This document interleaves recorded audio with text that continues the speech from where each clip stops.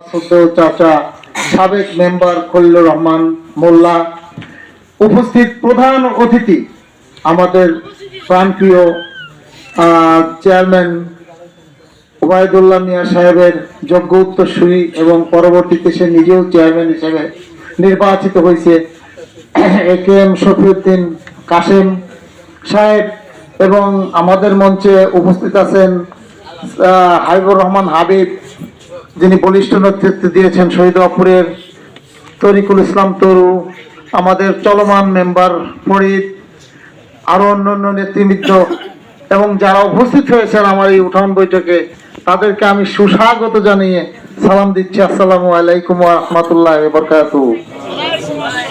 দীর্ঘদিন পর নির্বাচনী বক্তব্য দেওয়ার একটা সুযোগ পেয়েছি, 17 বছর তো দেই না।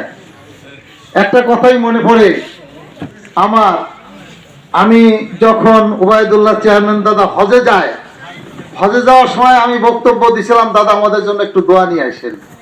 তো আমি হজতে ফিরে এসে আলোচনা সবাই যখন আমাদের ডাকলেন, তখন উনি বললেন, মাজেদ, আমি সবচেয়ে যে চমকপ্রদ বিষয়টা দেখেছি সেটা অত্যন্ত গর্বের। বললো কি? বললো যে আমাদের দেশের পাহাড়ি নিম গাছ যেটা, ওটা ওই দেশের পাহাড়ি নিম গাছ বলে চেনে না। কি নামে চেনে দাদা?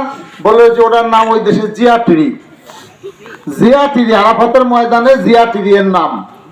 জিয়াউর রহমান এই চট্টগ্রাম থেকে এই পাহাড়ি নিম গাছ নিয়ে, সিলেট থেকে পলিমাটি নিয়ে সেইখানে গর্ত করে ট্যাপের মাধ্যমে সেই গাছগুলো লাগাইছে। সেই গাছগুলো হাজিরা 2-1 বসে নামাজ পড়তে পারে একটু ছায়। তাহলে আমাদের দেশের পাহাড়ি নিম হয়েছে ওই দেশের জিয়া ট্রি। এটা আমি আমার মরহুম দাদা আলহাজ ওবায়দুল্লাহ মিয়া চেয়ারম্যান সাহেবের সচক্ষে দেখা, তার বাণী, তার কথার থেকে আমি জানতে পারছি। এবং পরবর্তীতে পত্র পত্রিকায় প্রতি বছরই দেখি ওই জিয়া ট্রি, তাই না? আমাদের এই ইউনিয়নের একজন 35 বছর, বিগত 35 বছর চেয়ারম্যানই করছে, দীর্ঘ প্রায় 100 বছর জীবন তার ছিল, সে নিজে দেখে আসছে। এটা এই সবের কথাটা আবার আমাদেরকে জানাই গেছে। যাই হোক, মরহুম দাদার জন্য আমি প্রাণ খুলে দোয়া করি, আল্লাহ তার রুহের মাগফিরাত কামনা করি। তিনি আমাদের ইউনিয়নের গর্ব ছিলেন, তিনি আমাদের ইউনিয়নের জন্য পরিশ্রম করে গেছেন, এবং তার উত্তরযোগ্যসূরি হিসেবে AKM শফিউদ্দিন কাশেম, তার সুপুত্র, সেও এই পথেই আছে। যাই হোক, এটাও আমি সুস্বাগত জানাই। আর আরেকটা কথা বলি নির্বাচন সম্বন্ধে, সেটা হলো আজকের এই উঠান বৈঠকে আপনারা আসছেন, এর জন্য আমি খুব আনন্দিত। আমাদের বড় প্রত্যয়টা হলো আমাদের রাজবাড়িতে নেতৃত্বের যথেষ্ট অভাব। আমাদের রাজবাড়িতে বলিষ্ঠ এবং যোগ্য কোনো নেতৃত্ব নাই। একমাত্র খোয়াম ভাই নির্ভীক, অকুতভয় এবং নেতৃত্ব দেওয়ার যোগ্য একজন মানুষ। তাছাড়া যে দলের যে মতের বলেন, বলিষ্ঠ নেতৃত্ব দেওয়ার মতো এবং নেতৃত্বের যোগ্যতা অর্জন করার মতো কেউ নাই।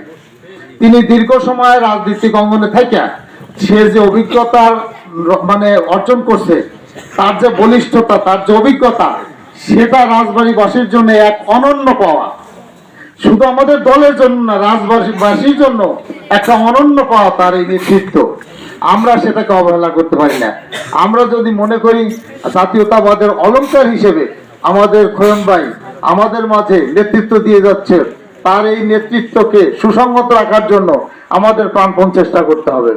আমার আব্বা বলতো যে আমরা যখন যাইতাম বাস গাড়িতে, যেখানে যাও মুরব্বীদের উঠে চেয়ার দিও, আসন দিও।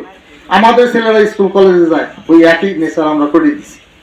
আপনারাও একটু করবেন, আপনাদের ছেলে মেয়েদেরকে সংযত করবেন মুরব্বীদের সম্মান দেওয়ার জন্য, এটুকু আমি অনুরোধ রাখি। আর পরিশেষে একটা কথাই বলি, নিজের ইউনিয়নের যত্নটা নিজে করেন, নিজের ইউনিয়নের ভালোটা নিজে করেন। আমি তো থাকতে পারি না, কিন্তু পরিবর্তন তো কাশেম টাকা আছে, আপনারা তার নিয়ে রাজনীতিটা করেন। এই খলিল টাকা আছে, সার্বক্ষণিক তার কোনো কাজ নাই, ছেলেরা আয় রোজগার করে, সে খায়, অতএব সে পারে। আমার আয় রোজগারটা আমার নিজেরই